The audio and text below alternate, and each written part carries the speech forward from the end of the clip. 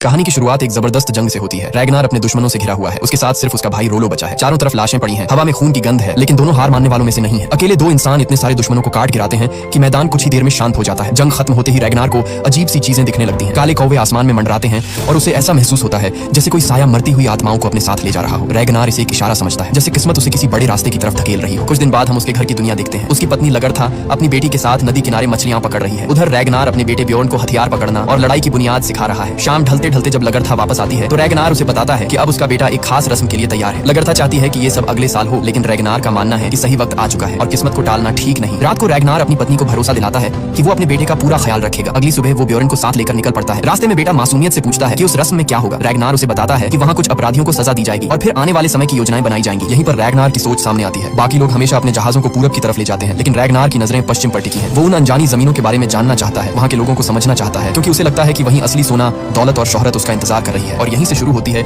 एक ऐसे इंसान की कहानी जो सिर्फ एक योद्धा नहीं बल्कि आने वाले इतिहास की दिशा बदलने वाला है। इधर जैसे ही रैगनार घर से निकलता है, उसके पीछे घर की फिजा बदलने लगती है। लगरथा अकेली होती है और तभी दो अजनबी वहाँ आ टपकते हैं। उनकी नजरें कुछ और ही इरादे बयान कर रही होती हैं। खतरे को भांपते ही लगरथा अपनी बेटी को अंदर से बाहर भेज देती है। अगले ही पल उसका रूप बदल जाता है। वो चुपचाप सहने वाली औरत नहीं रहती बल्कि एक योद्धा बन जाती है। जैसे ही वो दोनों आगे बढ़ते हैं, लगरथा उन पर टूट पड़ती है। कुछ ही सेकंड में वो उन्हें इस हालत में पहुंचा देती है कि जान बचाकर भागना ही उनके लिए सबसे समझदारी वाला फैसला बन जाता है। अगली सुबह रैगनार अपने बेटे ब्योर्न को लेकर कबीले के मैदान में पहुंचता है। वहाँ पहले से ही लोगों की भीड़ लगी होती है। थोड़ी ही देर में रोलो भी आ जाता है और हंसते हुए ब्योर्न से कहता है कि आज के बाद तुम सिर्फ बच्चा नहीं रहोगे, आज से तुम्हें मर्द माना जाएगा। वो उसे शराब का घूंट पकड़ाता है और कहता है कि अब तुम भी हमारे जैसे बन रहे हो। फिर रोलो रैगनार से पूछता है कि इस बार बादशाह हमें किस तरफ भेजने वाले हैं। पूरब की जमीन तो हम पहले ही खाली कर चुके हैं। रैगनार धीमी आवाज में कहता है कि इसीलिए अब वक्त आ गया है पश्चिम का। वहाँ के लोग अमीर हैं और वहाँ एक अलग भगवान को मानते हैं। रोलो को ये सब कहानियां लगती हैं। वो हंसते हुए कहता है कि खुले समंदर में रास्ता कौन ढूंढेगा। रैगनार अपनी जेब से एक खास पत्थर निकालता है और समझाता है कि दोपहर में इसे सूरज की रोशनी में रखो। जो साया बनेगा वो बताएगा कि हम सही दिशा में हैं या नहीं। अगर साया निशान के बीच में रहेगा तो हम पश्चिम की तरफ बढ़ रहे होंगे। बादलों में भी यही पत्थर सूरज का पता दे देगा। कुछ ही देर बाद सब लोग बादशाह की सभा में पहुंच जाते हैं। बादशाह आते ही सबसे पहले अपराधियों के फैसले सुनाते हैं। एक आदमी को जमीन के झगड़े में कत्ल का दोषी ठहराया जाता है और बिना वक्त गंवाए उसे मौत की सजा सुना दी जाती है। वहीं उसका सिर भी काट दिया जाता है। रोलो रैगनार के कान में फुसफुसाता है कि ये इंसाफ नहीं था, बादशाह उसकी जमीन चाहते थे। इसके बाद रस्म के मुताबिक बच्चों को खड़े पहनाए जाते हैं और उनसे वफादारी की कसम ली जाती है। उन्हें बताया जाता है कि आज से वो कबीले के मर्द बन चुके हैं। फिर पूरब की तरफ जाने की बातें शुरू होती हैं। तभी रैगनार सबके सामने कह देता है कि हमें इस बार पश्चिम जाना चाहिए। सोना, दौलत और एक नया धर्म सब वही है। बादशाह उसकी बात को बेकार की कल्पना बताकर खारिज कर देते हैं और कहते हैं कि उस तरफ सिर्फ अनंत समंदर है, जमीन नहीं। खाने के दौरान बादशाह रैगनार को अपने पास बुलवाते हैं और सख्त लहजे में समझाते हैं कि आज तुमने सबके सामने हमारी इज्जत पर सवाल उठाया है, ऐसा दोबारा हुआ तो अंजाम अच्छा नहीं होगा। जाते हुए वो अपने लोगों से कहते हैं कि इस पर नजर रखी जाए। रैगनार ये सब सुनकर बिना रुके ब्योर्न को साथ लेता है और वहां से निकल पड़ता है। बेटे के पूछने पर वो बताता है कि हम फ्लोकी के पास जा रहे हैं। जंगल में कदम रखते ही सामने एक अजीब सा आदमी खड़ा मिलता है। ब्योर्न उसका नाम देवता लोकी से जोड़ देता है। वो हंसकर कहता है, मेरा नाम फ्लोकी है, मैं देवता नहीं, बस एक नाव बनाने वाला इंसान हूँ। रैगनार मुस्कुराकर कहता है कि ये वही आदमी है जिसकी नावें लहरों से लड़ने के लिए बनी होती हैं। फ्लोकी उन्हें एक बड़ी नाव के पास ले जाता है जिसे उसने खास तौर पर पश्चिम की यात्रा के लिए तैयार किया था। वो समझाता है कि इसमें कीले नहीं बल्कि लकड़ियां इस तरह जोड़ी गई हैं कि नाव लहरों से टकराकर रुकेगी नहीं बल्कि उनके साथ बहते हुए आगे बढ़ेगी। फिर आंख मारकर कहता है, डरने की कोई जरूरत नहीं, बहुत जल्द हम सब अमीर होने वाले हैं। कुछ ही दिनों में वो खास नाव पानी में उतरने के लिए तैयार हो जाती है। फ्लोकी के चेहरे पर हल्की सी घबराहट है लेकिन आंखों में भरोसा भी। जैसे ही वो नाव को पहली बार समंदर में उतारते हैं, सबकी सांसें थम जाती हैं। गहरे पानी तक पहुंचते ही रैगनार पाल खोल देता है। हवा पालों से टकराती है और नाव ऐसे आगे बढ़ती है जैसे लहरों से बातें कर रही हो। रफ्तार देखते ही सबके चेहरे खिल उठते हैं। फ्लोकी मुस्कुराकर कहता है, मैंने कहा था ना, मेरे दिमाग का कोई जवाब नहीं, घबराओ मत, हम जरूर पश्चिम पहुंचेंगे। लेकिन दूर से ये सब किसी और की नजरों से छुपा नहीं रहता। बादशाह का एक आदमी इस नई नाव को देख लेता है। रात होते ही रैगनार अपने भरोसेमंद लोगों को चुपचाप एक जगह इकट्ठा करता है। एरिक आगे बढ़कर कहता है कि जैसा तुमने कहा था, सब आ गए हैं। हर किसी ने अपने कड़े की कसम खाई है कि आज की बात किसी और तक नहीं पहुंचेगी। रैगनार सबकी तरफ देखकर बोलता है कि सालों से हम पूरब की तरफ जा रहे हैं और वहाँ अब लूटने के लिए कुछ बचा नहीं, लेकिन उसे यकीन है कि पश्चिम में असली दौलत छुपी है। बादशाह कभी इसकी इजाजत नहीं देंगे, इसलिए उन्हें चोरी छिपे निकलना होगा। नाव तैयार है, रास्ता ढूंढने का तरीका भी, बस जरूरत है भरोसे की। लूट के बाद हर इंसान को उसका बराबर का हिस्सा मिलेगा। उसकी बातें सुनते ही सब हामी भर देते हैं। अगली सुबह धुंध के बीच वो सब उस बड़ी नाव पर चढ़ते हैं और अनजानी दिशा की तरफ निकल पड़ते हैं। सफर लंबा है लेकिन हर चेहरे पर उम्मीद झलक रही है। दोपहर को रैगनार दिशा बताने वाला पत्थर निकालता है। उसकी परछाई ठीक निशान के बीच होती है। इसका मतलब है वो सही रास्ते पर है। रात भी आ जाती है लेकिन कोई पीछे मुड़ने को तैयार नहीं। तभी समंदर अपना असली रूप दिखाता है। तेज हवा, ऊंची लहरें और काला आसमान। एक खतरनाक तूफान उनके रास्ते में आ जाता है। पाल नीचे गिरा दिए जाते हैं। नाव को कसकर बंद किया जाता है और सब जान बचाने के लिए पूरी ताकत से चप्पू चलाने लगते हैं। तूफान के बीच फ्लोकी का चेहरा उतरा हुआ है। तभी रोलो आसमान की तरफ देखकर कहता है कि थॉर अपने हथौड़े से वार कर रहा है, देवता हमसे नाराज है। फ्लोकी हंसते हुए पलटकर जवाब देता है कि अगर देवता नाराज होते तो हमारी नाव सबसे पहले डूबती। ये बिजली हमारी सजा नहीं, हमारा जश्न है। उन्हें हमारी नाव पसंद आई है, इसलिए वो हमें रास्ता दिखा रहे हैं। उधर पश्चिम की तरफ कुछ पादरी भी उसी तूफान को देखकर डर के मारे कांप रहे होते हैं। उन्हें लगने लगता है कि कोई बहुत बड़ी आफत आने वाली है। रात किसी तरह कटती है। सुबह तक सब लोग चप्पू चलाते चलाते पूरी तरह टूट चुके होते हैं। तभी एक आदमी हिम्मत हारकर बोल पड़ता है कि यहाँ सिर्फ पानी है, जमीन कुछ नहीं। उसने रैगनार पर भरोसा करके सबसे बड़ी गलती की है। वो देवताओं को कोसने लगता है और चिल्लाकर कहता है कि हम सब मरने वाले हैं। रैगनार बिना एक पल गंवाए आगे बढ़ता है और उसी वक्त उसे मार देता है। फिर अपने भाई से कहता है कि कौवों को छोड़ दो, अगर वो लौट आए तो समझो आगे सिर्फ समंदर है, अगर वापस ना आए तो इसका मतलब जमीन पास है। काफी देर इंतजार होता है, कौवे वापस नहीं आते। कुछ देर बाद दूर आसमान में समुद्री पंछी उड़ते दिखाई देते हैं। सबकी आंखों में चमक आ जाती है। ये पहला संकेत होता है कि जमीन अब दूर नहीं। थोड़ी ही देर में धुंध के बीच उन्हें आगे जमीन की लकीर दिखने लगती है। किनारे पर एक चर्च खड़ा होता है और उसके अंदर कुछ पादरी मौजूद होते हैं। जैसे ही वो इनकी नाव को अपनी तरफ आते देखते हैं, फौरन खतरे की घंटी बजा दी जाती है। रैगनार सबसे पहले जमीन पर उतरता है और अपने लोगों से कहता है कि कोई अलग नहीं होगा और कोई अपनी जान बेकार में नहीं गंवाएगा। वो आगे बढ़ते हैं और सीधे चर्च तक पहुंच जाते हैं। भारी दरवाजे पर पहला वार पड़ता है, लकड़ी टूटने लगती है। जैसे ही दरवाजा गिरता है, अंदर अजीब सी खामोशी छा जाती है। बस एक कमरे से धीमी आवाजें आ रही होती हैं, जहां कुछ पादरी डरे हुए दिल से प्रार्थना कर रहे होते हैं। जैसे ही ये लोग अंदर घुसते हैं, सामने पादरी होते हैं और उनके हाथों में कोई हथियार नहीं। लेकिन अब किसी के दिल में रहम नहीं बचा होता। एक पल में जगह कत्लगाह बन जाती है। हर तरफ चीखें, खून और दहशत फैल जाती है। जो पादरी छिपने की कोशिश करते हैं, उन्हें भी ढूंढ ढूंढ कर बाहर निकाला जाता है और बेरहमी से मार दिया जाता है। इस वक्त उन पर इंसान नहीं, दरिंदों की तरह हैवानियत सवार होती है। इसी बीच रैगनार की नजर उस जगह पर पड़े सोने और चांदी पर जाती है। वो हैरान रह जाता है कि इतना खजाना बिना किसी पहरे के कैसे रखा जा सकता है। तभी उसे एक पादरी छिपा हुआ मिल जाता है। डर से कांपता हुआ वो उनसे अपनी जान की भीख मांगता है और कहता है कि तुम्हारे देवताओं की कसम, मुझे मत मारो। रैगनार चौंक जाता है और पूछता है कि तुम्हें हमारे देवताओं के बारे में कैसे पता। पादरी बताता है कि वो लोग अपने धर्म का प्रचार करने दूर दूर तक जाते हैं। तभी रोलो भी वहां पहुंचता है और चारों तरफ देखकर कहता है कि ये जगह बड़ी अजीब है, कहीं कोई औरत नहीं, बस यही लोग हैं। फिर वो रैगनार से पूछता है कि इसे जिंदा क्यों छोड़ा है, इसे भी मार देना चाहिए। लेकिन रैगनार मना कर देता है। वो कहता है कि इसे साथ ले जाएंगे और गुलाम की तरह बेचेंगे। इसके बाद वो लोग चर्च का सारा खजाना समेट लेते हैं और जाते जाते उस जगह को आग के हवाले कर देते हैं। लपटें आसमान तक उठती हैं। फिर सब अपनी बड़ी नाव में सवार होकर घर की तरफ रवाना हो जाते हैं। वो पादरी भी जंजीरों में उनके साथ होता है। लंबा और थकाने वाला सफर खत्म होता है। रैगनार अपने मकसद में कामयाब हो चुका होता है। उसकी आंखों में अब सपने नहीं, सुकून और खुशी होती है। पश्चिम सच में मौजूद था। अब बस इंतजार है अपने लोगों के बीच लौटकर अपनी कहानी सुनाने का। रास्ते में अचानक पादरी रैगनार को बताता है कि तुम्हारा एक साथी मर चुका है। जब जाकर देखा जाता है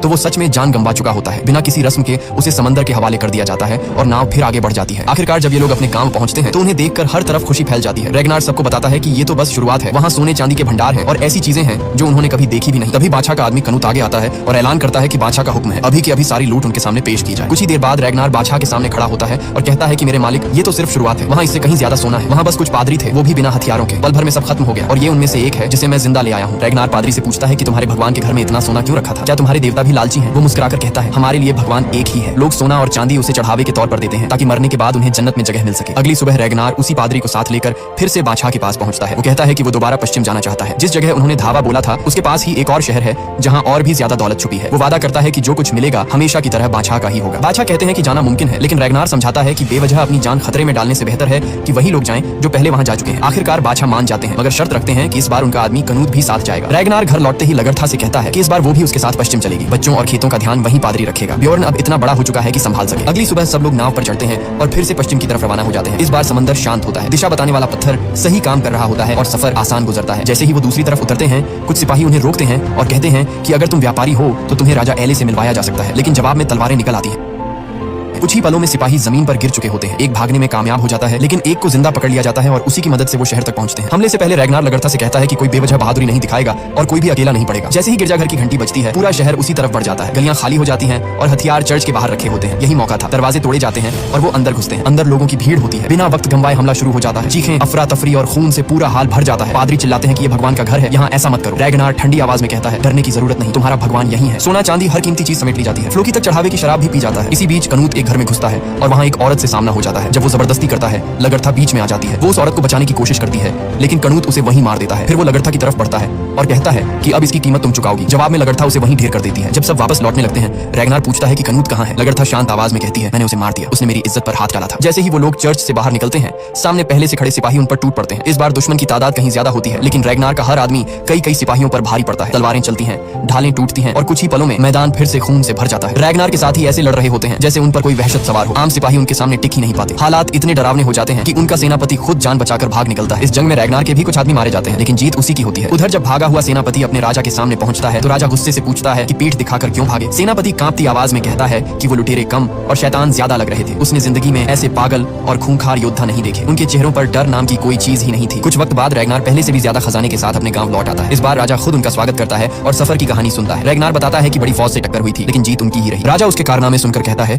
कि तुमने साबित कर दिया है कि तुम एक बड़े योद्धा हो, इसलिए इस बार की लूट का बड़ा हिस्सा तुम्हें दिया जाएगा। फिर वो पूछता है कि कनूत कहाँ है। रैगनार बिना झिझक कहता है कि मैंने उसे मार दिया। राजा चौंक कर वजह पूछता है। रैगनार साफ कह देता है कि उसने मेरी पत्नी की इज्जत पर हाथ डाला था। राजा ठंडी मुस्कान के साथ कहता है, अच्छी कहानी है, इसे गिरफ्तार करो। सिपाही आगे बढ़ते हैं और रैगनार को पकड़ कर ले जाते हैं। इसके बाद राजा रोलो को अपने पास बुलाता है। वो उससे कहता है कि तुम्हारा भाई काबिल जरूर है, लेकिन हर बार सारी वाहवाही वही ले जाता है। अगर तुम साथ न होते तो वो यहाँ तक भी नहीं पहुंचता। उसने तुम्हारा हक छीना है। फिर राजा उसे एक सौदा देता है। कहता है कि तुम्हारे भाई का खेल अब खत्म होने वाला है, लेकिन अगर तुम चाहो तो उसकी जगह तुम ले सकते हो। मेरी वफादारी निभाओ, मेरी बेटी से मिलो, मैं तुम्हारी शादी उससे करवा सकता हूँ। हमारे कोई बेटे नहीं है, इसलिए मेरे बाद सब कुछ उसी को मिलेगा जो मेरी बेटी से शादी करेगा। शर्त बस इतनी है कि कल तुम रैगनार के खिलाफ गवाही दोगे। अगले दिन सबके सामने फैसला सुनाने का वक्त आता है। रैगनार को राजा और लोगों के बीच लाया जाता है। राजा ऐलान करता है कि आज हमारे सामने एक कातिल खड़ा है जिसने मेरे आदमी कनूत को मारा है। रैगनार खुद खड़ा होकर कहता है कि हाँ, मैंने उसे मारा था, लेकिन इसलिए क्योंकि उसने मेरी पत्नी की इज्जत पर हाथ डाला था। वो लोगों से पूछता है कि अगर किसी की बीवी के साथ ऐसा हो तो क्या तुम वही नहीं करोगे। राजा उसकी बात काटते हुए कहता है कि ये झूठी कहानियां बंद करो, मेरे पास एक गवाह है जिसने सब कुछ अपनी आंखों से देखा है। तभी रोलो को आगे लाया जाता है। राजा उससे पूछता है कि क्या ये सच नहीं कि रैगनार ने बेवजह कनूत को मारा। रोलो सबकी तरफ देखकर कहता है कि ये सच है कि रैगनार ने कनूत को मारा था, लेकिन ये भी सच है कि कनूत ने उसकी पत्नी की इज्जत पर हाथ डाला था। रैगनार ने उसे मारकर सही किया, वो किसी भी कानून का गुनहगार नहीं है। रैगनार तुरंत चिल्लाकर कहता है कि दरवाजे खोलो। जैसे ही उसे आजाद किया जाता है, वो रोलो के पास जाता है और कहता है कि तुमने मुझ पर जिंदगी भर का एहसान कर दिया है। रोलो हल्की मुस्कान के साथ जवाब देता है, अब ये एहसान जिंदगी भर उतारते रहना। उधर राजा अपने भविष्य की परछाई देखने के लिए एक नजूमी के पास पहुंचता है। नजूमी उसे डरावनी बातें बताता है। कहता है कि बहुत जल्द खून खराबा होने वाला है, चारों तरफ लाशें बिखरी होंगी। रैगनार देवताओं से पूछकर तुम्हारी मौत का रास्ता ढूंढ रहा है, क्योंकि वो तुम्हें हटाकर खुद राजा बनना चाहता है। अगले दिन रैगनार को इस साजिश की भनक तक नहीं होती। वो पादरी से वालहल्ला के बारे में बात करता है और बताता है कि जो योद्धा जंग में मरते हैं उन्हें ऑडिन सीधे वालहल्ला ले जाते हैं, वहीं उनका स्वर्ग होता है। इसके बाद रैगनार शिकार के लिए जंगल निकल जाता है। इधर ब्योर्न देखता है कि राजा के आदमी गांव में घुस चुके हैं। वो जान बचाने के लिए भागता है, लेकिन सिपाही बिना रहम किए लोगों पर टूट पड़ते हैं। हर तरफ कत्लेआम शुरू हो जाता है। शोर सुनकर लगरथा समझ जाती है कि हमला हो चुका है। वो अपने बच्चों को एक जगह इकट्ठा करती है, जबकि बाहर राजा के आदमी गांव को खून में डुबो रहे होते हैं। जब चीखें रैगनार के कानों तक पहुंचती हैं, वो सब कुछ छोड़कर घर की तरफ दौड़ पड़ता है। सामने का मंजर देखकर उसका खून खौल उठता है। उसके लोग मारे जा रहे होते हैं। रैगनार बिना सोचे समझे दुश्मनों पर टूट पड़ता है। रास्ते में जो भी सामने आता है वो उसे मौत के घाट उतारता जाता है। तलवारें टूटती हैं, लाशें गिरती हैं। एक झड़प में उसकी टांग जख्मी हो जाती है, लेकिन फिर भी वो पीछे नहीं हटता। अकेला आदमी कई सिपाहियों को काटता चला जाता है, लेकिन दुश्मनों की तादाद इतनी ज्यादा होती है कि वो अपने बहुत से लोगों को नहीं बचा पाता। रैगनार जैसे ही अपने घर की तरफ बढ़ता है, राजा का एक सिपाही उस पर तीर चला देता है। तीर उसकी देह में धंस जाता है, लेकिन वो दर्द को अनदेखा करते हुए तीर तोड़ देता है। वो अपनी पत्नी और बच्चों से कहता है, इसी गुप्त रास्ते से भाग जाओ, मेरी फिक्र मत करो, मैं तुम्हें मिल जाऊंगा। लगरथा बच्चों को लेकर उसी सुरंग से निकल जाती है। उसी वक्त राजा अपने सिपाहियों के साथ घर को चारों तरफ से घेर लेता है। रैगनार जानता है कि अगर वो बाहर नहीं गया तो उसके लोग मारे जाएंगे। वो खुद सामने आ जाता है। उसका शरीर खून से लथपथ है, लेकिन वो फिर भी ढाल बनकर खड़ा रहता है। इधर लगरथा बच्चों और पादरी के साथ नदी तक पहुंच जाती है और नाव में बैठकर वहां से निकल जाती है। राजा गुस्से में रैगनार से कहता है कि तुमने अपने राजा से गद्दारी की है और इसकी सजा सिर्फ मौत है। मौका मिलते ही रैगनार अचानक हमला करता है, एक घोड़ा छीनता है और वहां से भाग निकलता है। सिपाही उसके पीछे दौड़ते हैं। रास्ते में वो जानबूझकर एक मोड़ पर घोड़ा छोड़ देता है और खुद झाड़ियों में छिप जाता है, लेकिन सिपाही उसकी चाल समझ जाते हैं और फिर से उसका पीछा शुरू कर देते हैं। रैगनार पहाड़ों की तरफ भागता है। जब वो नदी के किनारे पहुंचता है, नीचे लगरथा नाव में इंतजार कर रही होती है। थकान और खून बहने की वजह से रैगनार पानी में गिर जाता है और डूबने लगता है। पादरी बिना सोचे समझे नदी में कूदता है और किसी तरह उसे बाहर निकाल लेता है। सब लोग नाव में चढ़ते हैं और वहां से निकल जाते हैं। कुछ देर बाद राजा के सिपाही वहां पहुंचते हैं और खबर देते हैं कि रैगनार बच निकला है। उसी दौरान स्वीटलैंड का राजा ब्योर्नी वहां आता है। राजा ऐलान करता है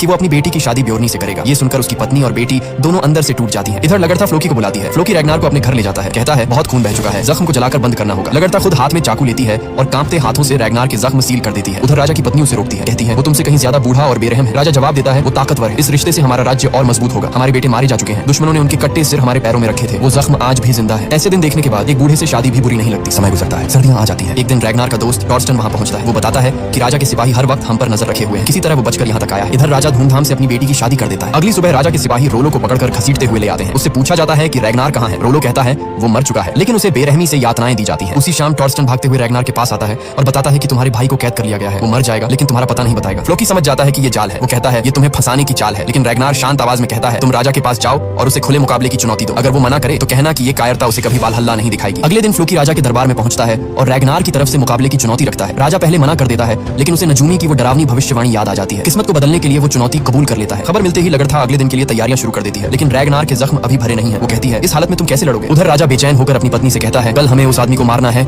जिसे हम कभी सबसे ज्यादा इज्जत देते थे। उसी ने हमें पश्चिम का रास्ता दिखाया था और कल उसी का खून हमें वहां तक पहुंचाएगा। अगली सुबह रैगनार आखिरकार मुकाबले के लिए राजा के सामने पहुंचता है। पूरा मैदान लड़ाई के लिए बेताब है और राजा भी अपनी पूरी ताकत के साथ मौजूद है। दोनों बिना किसी शब्द के भिड़ जाते हैं। तलवारें टकराती हैं और जल्दी ही रैगनार की तलवार टूट जाती है। इसके बाद दोनों ढालों से भिड़ते हैं, लेकिन उनकी ढालें भी टूट जाती हैं। फिर दोनों को नए हथियार दिए जाते हैं और लड़ाई फिर शुरू हो जाती है। बियॉन चिल्लाता है पिताजी जीत आपकी होगी। लड़ाई इतनी खतरनाक है कि कोई भी हार मानने को तैयार नहीं। कुछ लोग कहते हैं रैगनार को खत्म कर दो, जबकि कुछ कहते हैं राजा हिम्मत रखो। इसी बीच राजा रैगनार को गंभीर रूप से जख्मी कर देते हैं, पर जैसे ही मौका मिलता है रैगनार एक बार में राजा का काम तमाम कर देता है और वो सीधे जमीन पर गिर जाते हैं। तभी रैगनार को आसमान में एक कोवा दिखाई देता है। वो राजा के पास जाकर कहता है देवता ओडिन आ चुके हैं, अब देखो कौन उनके साथ वेलहेला जाएगा। राजा कहते हैं हम जाएंगे। रैगनार उनकी नस काट देता है। स्वीगी खून रोकने की कोशिश करती है, लेकिन राजा हाथ हटा देते हैं और कहते हैं आज रात हम अपने बेटों के साथ वेलहेला में जश्न मनाएंगे। और फिर राजा मर जाते हैं। राजा का चमचा रैगनार को खत्म करने की कोशिश करता है, लेकिन रोलो कुल्हाड़ी लेकर उसका सामना करता है और उसे रोक देता है। स्वीगी भी अपनी बेटी को बचाते हुए राजा के खिलाफ कदम उठाती है। मौका पाकर वो कहती है रैगनार सलामत रहे। इस घटना के बाद सभी लोग रैगनार को अपना नया राजा मान लेते हैं और यहीं खत्म होता है वाइकिंग्स का पहला पार्ट। लेकिन ये सिर्फ एक शुरुआत है। रैगनार अब राजा बन चुका है। अब सवाल ये है कि क्या रैगनार पश्चिम की तरफ जाएगा